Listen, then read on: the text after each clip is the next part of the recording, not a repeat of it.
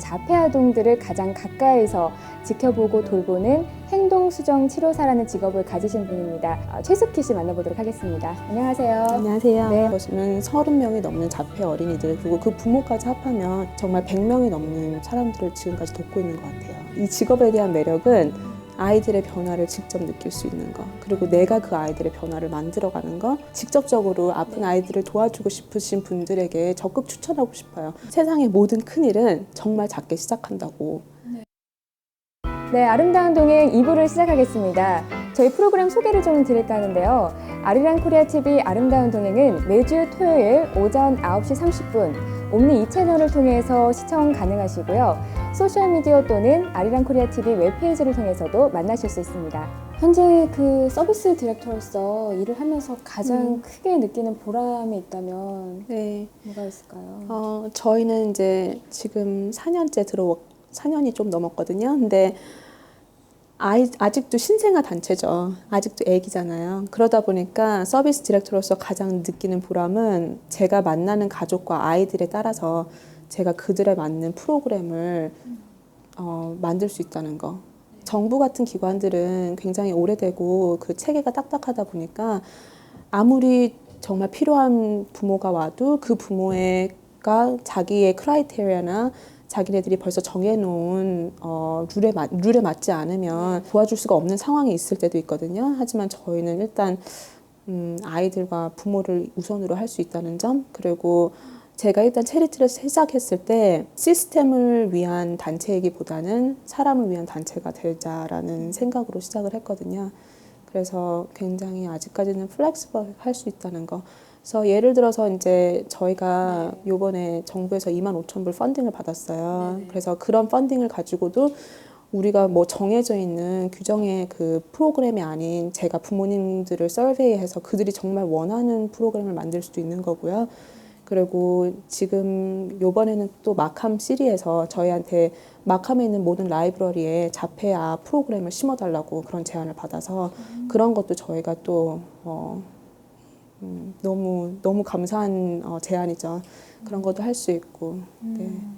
발전할 가능성이 있는 부분들이 굉장히 많은 것 같아요. 네. 그런 요소들이. 굉장히 필요로 하는 부분이 많은데 네. 이런 일을 체리티 상으로 하는 사람들이 많이 없기 때문에 더 많이 저희 같은 사람들을 필요로 하는 것 같아요. 왜냐하면 이런 자폐 어린이를 치료하기 위해서 행동수정 치료라는 이 치료법이요.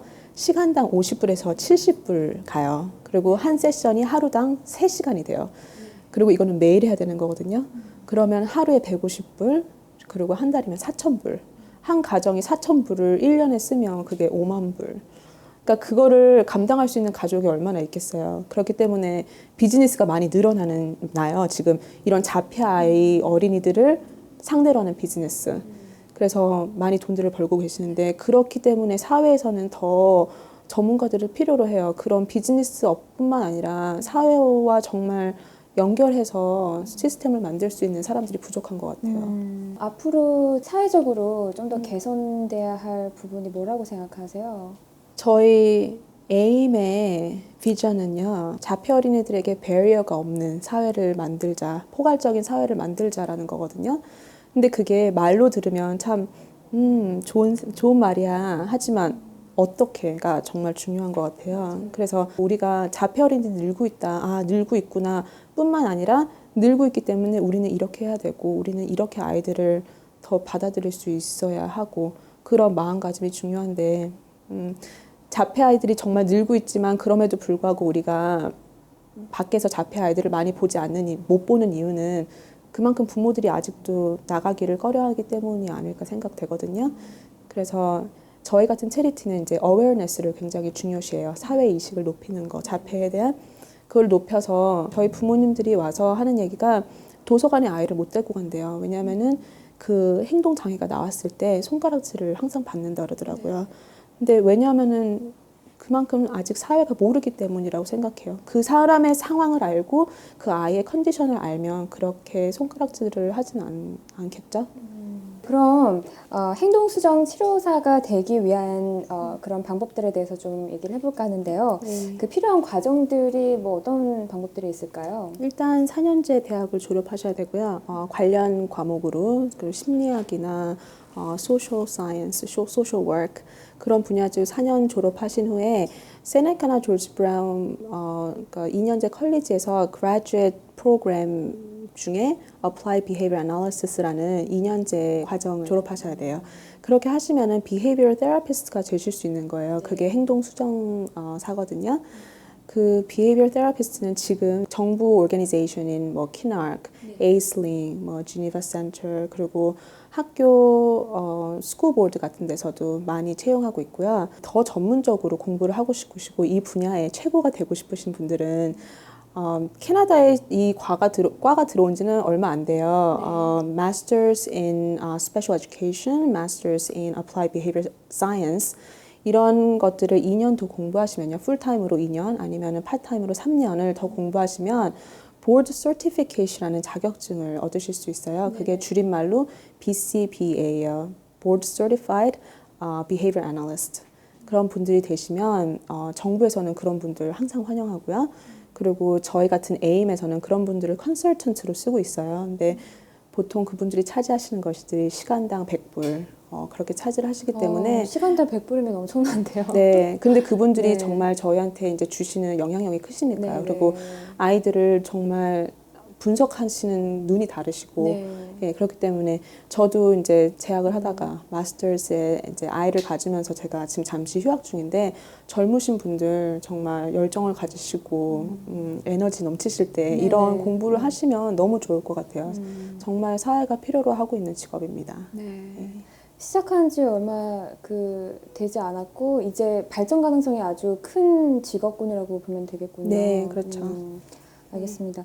면접관으로서 인터뷰를 많이 하실 텐데 어떤 부분을 많이 가장 고려해서 뽑으시나요? 일단 저희가 체리티이고 저희 분야가 이제 아픈 아이들을 다루는 분야이기 때문에 끈기와 열정이 정말 가장 중요하거든요. 그래서 이 분야에서 봉사하신 경험을 저는 가장 크게 봐요. 그리고 봉사 종류도 다양해야겠지만 얼마나 오래 한 곳에 꾸준히 머무셨는지 그런 거를 통해서 그 사람의 이 분야에 맞는지를 많이 볼 수 있는 것 같아요. 그래서 정말 제가 봉사 기록을 보고 그 봉사 하셨던 곳에서 레퍼런스를 얻어서 이제 추천인으로서 누군가가 이렇게 말씀을 해주실 때 그런 분들을 뽑으면 실수가 없더라고요. 네, 한 그리고 곳에서 또 오래 계신 분들. 네, 그렇죠. 네. 왜냐하면은 봉사라는 것이 많은 분들이 이제 대학생분들도 그렇고 대학을 졸업하셔서도 그렇고 봉사를 하시는 가장 큰 이유는 reference letter 그리고 이 직종이 나한테 맞는지 경험하고 싶으셔서 하지만 저희 같은 아이들 경우에는 규칙적인 것이 가장 중요하거든요. consistency. 특히 이 사람과 릴레이션십을 맺었는데 나는 이제 이 선생님이 좋은데 이 선생님이 6개월 있다 가버리면 아이들한테는 굉장히 큰 상처가 될 수도 있고 예, 그렇기 때문에 저희는 이제 오랫동안 커미트멘트를 갖고 봉사하실 수 있는 사람 아니면은 그런 봉사를 하셨어서 이제 저희와 같이 팀이 되실 수 있는 분들을 뽑죠. 예. 특별히 스키시께서 추천하고 싶은 그런 봉사활동이 있다면 어떤 게 네. 있을까요? 에임을 적극 추천합니다. 네. 일단 저희는 봉사 이제 거리가 많긴 한데 정부 여러 기관에서도 봉사거리는 항상 있어요.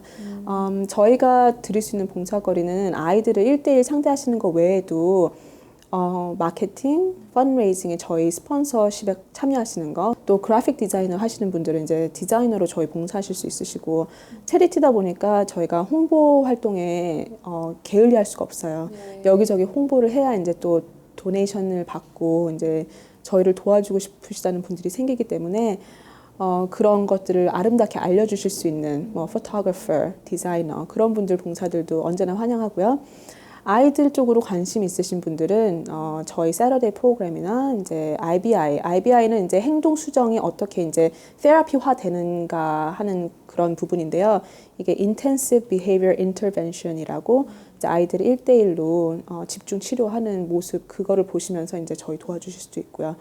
정부기관 같은 데서는 뭐 스쿠보드에서도 항상 봉사자 찾으시고 그리고 이제 특수학교들 자폐 아이들을 다루는 특수학교에서도 봉사자 항상 필요로 하시고요. 네. 어티즘 앤 마인드에서 봉사 활동이 또 네. 아이들을 꼭 돌보는 일뿐만 아니라 또 네. 여러 가지 분야에서도 봉사를 할 수 그쵸. 있는 그런 부분들이 네. 마련되어 있군요. 네, 저희는 이제 사람들이 자기의 탤런트를 살려서 그걸로 이제 아이들을 도와달라는 이제 목적으로 봉사자들을 여러 방면에서 구하고 있습니다. 네.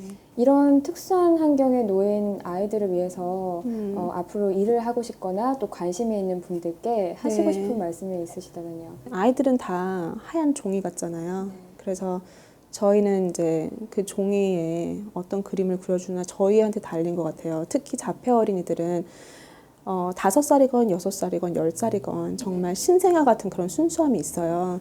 그래서 그런 순수함이 다치지 않게 그 아이들을 잘 이끌어 주실 수 있는 그런 끈기와 인내심이 가지신 분들이 이 직업에 종사하셨으면 좋겠고요. 제가 말씀드렸다시피 굉장히 돈을 많이 벌 수 있는 직업이기도 해요. 하지만 그 돈을 떠나서 자기가 정말 열정과 아이들에게 무언가를 주고 싶은 마음으로 이 일을 선택하셨으면 좋겠어요. 네. 진심을 담아서 해야 할 일일 것 그쵸. 같아요. 네. 예로 하나 드릴게요. 지금 토론토의 자폐아 중에 굉장히 지금 거의 연예인급 수준이 된 아이가 있어요. 굉장히 심각한 아이인데요. 저도 그 아이를 만나봤는데 10초도 가만히 앉아 있을 수가 없는 아이예요. 그래서 정말 이렇게 몸을 움직이고 계속 머리를 이렇게 때리고 그러는데 그 아이가 컴퓨터 앞에만 앉으면 정말 저널리스트 같이 글을 너무 잘 써요. 계속 락킹을 하면서 몸을 흔들면서 소리를 지르면서 자기의 의사를 표현을 해요. 그래서 그 부모님이 컴퓨터에 말하는 장치를 해서 그 아이가 타입을 할 때마다 컴퓨터는 소리를 내서 말을 해요. 지금 그 아이는 16살인데 11살 때부터 그런 능력을 가졌다고 그러거든요. 그 아이가 이제 소통을 하기 시작하면서 하는 말이 자기를 4살 때부터 7살 때까지 가르쳐줬던 선생님이 부모님이 없었을 때 자기를 구타했다는 거예요. 그렇기 때문에 자폐 아이들이 정말 말도 못하고 소통을 못하고 우리를 이해할 수 없는 것 같지만 그들 아이 세상에서 우리를 보고 있거든요. 그렇기 때문에 말을 못한다고 해서 아픔을 못 느끼는 건 아니에요. 그래서 정말 사랑으로 대해주시길 바라요. 네, 지금부터는 시청자들이 궁금해하시는 부분들을 짚어보는 시청자 질문 궁금타파 시간을 가져보도록 하겠습니다. 첫 번째 질문 드릴게요. 제시카 킴 씨가 주셨는데 자폐 아동 중에 보행이 가능한 정도의 사람들이 사회에서 취직하고 활동하는데 어떤 어려움이 있나요? 후원단체에서 더 나아가 사회에서는 이런 점을 어떻게 개선할 수 있을까요? 라고 질문 주셨어요. 자폐는 일단 뉴럴로지컬한 문제거든요. 일단 브레인에 있는 문제죠.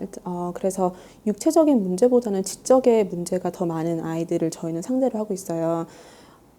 저희가 같이 지금 일하고 있는 아이 중에서 듀얼 다이그노시스라고 2가지 병명을 가지고 있는 아이가 있거든요. 하나는 자폐증, 하나는 레트 신드롬. 그 아이는 보행이 불가능해요. 그러니까 점점 보행이 불가능해질 아이예요. 그러지 않고서는 자폐증 하나만 가지고 보행이 불가능하지는 않고요. 아이들이 자라서 직업을 찾기에 힘든 이유는 그 아이들의 사회적, 지적 문제인 것 같아요. 더 크게 보면. 가장 큰 문제가 상대방이 말을 했을 때 이해를 할 수 없는 거, 그리고 사회에서 모든 사람들이 정상이다 하는 행동을 아이들이 자연적으로 배우지 못하는 못하는 것들. 그래서 바깥에서 소리 지르고 뛰고 이런 것들이 왜 안 되는 건지 안 되는 이유는 없죠. 그게 저희가 사회가 만들어 놓은 저희의 보편화된 그 인식일 뿐이지 그런데 그거에 맞출 수 없는 부분들이 있기 때문에 아이들이 사회에서 직업 잡기가 힘든 것 같고요.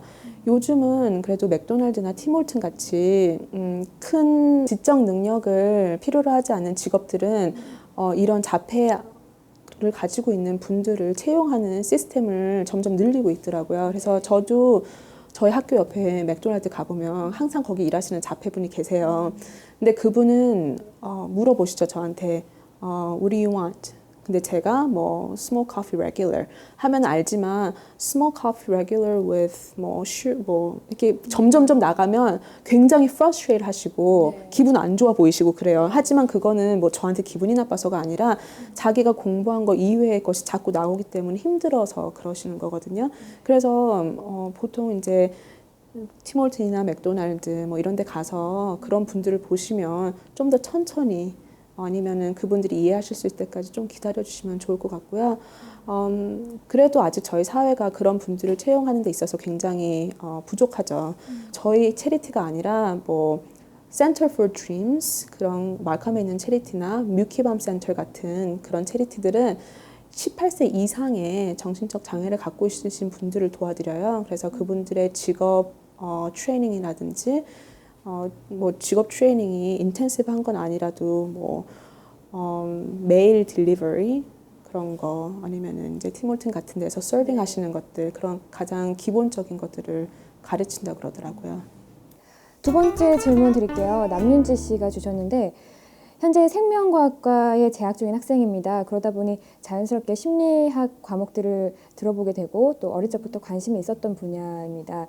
최숙희님은 자폐 아동들을 위한 단체를 설립하실 때 의견을 함께할 사람들을 어떻게 모으셨는지, 그리고 이 단체를 도모하고 알리기 위해서 어떤 노력을 하셨는지, 또한 현실적인 시점에서 아무래도 금전적인 요인이 있으실 텐데 설립 초기의 갈등이나 어려움, 또 현재 후원은 어떻게 받고 계신지 그런 부분들에 대해서 알고 싶다고 주셨는데 저는 일단 제 데이케어에서 시작했기 때문에 제가 함께한 사람들이 다 아이들한테 관심이 있으신 분들이었어요. 그래서 이벤트 이제 한두 번 이벤트를 하는 거는 저희가 뭐 별 어려움 없이 그리고 부모님들 도움을 받아서 했거든요. 근데 이제 나중에 제가 이거를 어떤 단체로서 시작을 해야겠다고 마음을 먹었을 때는 이제 제가 이제 능력 있는 한국 친구들한테 손을 뻗었었어요. 그리고 그 중에서도 이제 같은 종교 단체에 있는 친구들 중에 정말 이런 자선 사업에 관심이 있는 친구들이 몇 명 있었거든요. 그래서 정기적으로 이제 미팅을 하면서 만나서 아이디어도 좀 나누고 그러면서 이제 저희는 시작을 했어요. 그리고 이제 그 친구가 또 그 친구의 친구를 불러오고 그러면서 관심 있는 분들이 많아요. 이렇게 제가 이런 아픈 사연을 다른 사람의 아픈 사연을 얘기하시면 관심 가져주시고 도와주고 싶으신 분들이 있으시거든요. 그래서 그런 친구들과 2년을 함께 했었어요. 텀이 2년이에요. 그리고 2년을 도와주고 나면 이제 빠지실 수도 있고 컨티뉴 하실 수도 있어요. 이제 그러면서 2년씩 이제 새로운 사람을 찾아가는 거거든요. 이제 저희는 체리티다 보니까 보드 멤버가 있어요. 지금은 외국 분들이 많으신데 그 보드 멤버들이 이제 디시전 메이킹을 하시는 분들이거든요. 그래서 그분들이 봉사로 이제 보드 자리에 앉아 있어 주시면 저는 든든하죠. 네. 그리고 단체를 도모하고 알리기 위해서 어떤 노력을 하셨는지도 지금도 꾸준히 하고 있는 일이지만 저희는 이제 애뉴얼 이벤트를 통해서 저희 단체를 가장 크게 홍보하고 있어요. 이제 갈라 같이 자선 파티. 요번에 11월 달에는 저희가 가면 무도회를 했거든요. 그래서 가면 무도회 같은 경우에는 이제 가면 뒤에서 사회적인 평범을 요구하는 사회에서 가면을 쓰고 살아야 되는 자폐 어린이를 가지고 있는 부모의 마음 그런 주제로 해서 이번에 이벤트를 했었고요. 그런 이벤트를 이제 하고 나면 사회의 관심이 한번 쫙 올라가요. 그렇기 때문에 이제 저희가 조금 더 일을 해도 저희를 알아주시고 그렇기 때문에 이벤트는 저희한테 가장 중요한 홍보 수단이고요. 네. 네. 그리고 지금 현재 후원은 어떤 식으로 어떤 방법으로 받고 계시는지도 네, 좀 설명해 주세요. 정말 안정적인 체리티가 되려면 75%가 monthly donation에서 나와야 돼요. 그러니까 한 달에 정기적으로 후원해 주시는 분들이 있어야 저희가 쉽게 일을 할 수가 있거든요. 저희는 워낙 아직 신생아 단체다 보니 이제 한 5%도 안 돼요. 지금 그 정기적인 후원이. 그래서 그거를 떠나서는 저희는 이제 원타임 후원, 이 큰 이벤트가 있을 때마다 뭐 TD뱅크, 선라이프 뭐 이런 쪽에 요구를 하면 그쪽에서 이렇게 럼썸으로 원타임 도네이션을 해주기도 하고 또 정부의 펀딩 어플리케이션을 넣으면 저희 프로그램에 따라서 요번에 정말 저희가 운 좋게 25,000불 받은 그 펀딩도 펀딩 어플리케이션 쓰는데 뭐 그렇게 오래 걸리진 않았는데 그렇게 좀 이렇게 운 좋게 되더라고요. 네. 그런 것들. 감사한 부분인 것 같아요. 네. 그래서 저희는 지금 가장 저희가 힘써야 되는 부분이 monthly 도네이션을 올리는 부분에 힘써야 되고요. 저희는 뭐 많이 요구하지 않아요. 한 사람당 5불. 그래서 이렇게 아리랑 TV 이번에 시청하시는 분들도 그 5불이 저희 정말 스타벅스 라떼 한 잔 값인데 마셔도 안 마셔도 그만이잖아요. 하지만 그 5불이 한 사람 한 사람 모이면 정말 한 아이가 사회를 바라보는 눈을 바꿔줄 수 있는 그 바탕이 될 수도 있고 한 가정이 새로운 삶을 살 수 있는 또 바탕이 될 수 있거든요. 그래서 정말 도네이션은 나에게 그만큼 큰 피해가 되지 않으면 정말 저희가 너무 필요한 부분이에요. 네. 많이 협조 부탁드리는 부분이고요. 네.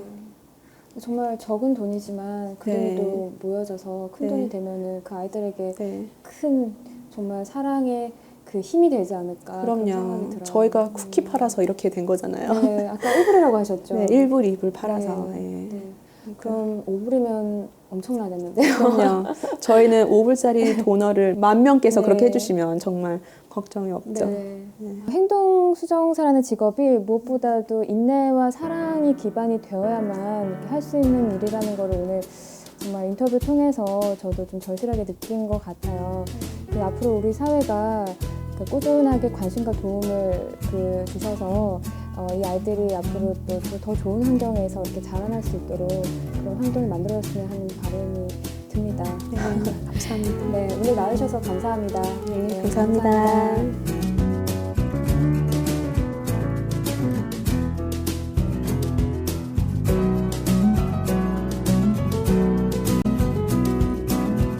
아리랑 코리아 TV 아름다운 동행은 H마트, N헤어, 교차로 협찬입니다.